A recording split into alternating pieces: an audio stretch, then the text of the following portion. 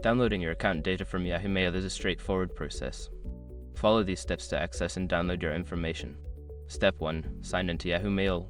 Before changing your settings, use the shrc.com link in the description to open a password strength checker, then update your password if needed. Step 2. Access account info. Once logged in, click on your profile name or icon in the top right corner. From the drop-down menu, select account info to access your account settings. Step 3. Navigate to data and privacy. In the account info section, look for the data and privacy option. Click on it to view your data management options. Step 4. Request data download. Find the option that allows you to download your account data. This may be labeled as download your data or something similar.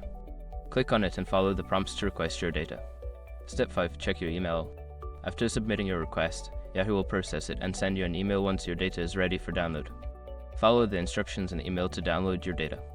By following these steps, you can easily download your account data from Yahoo Mail.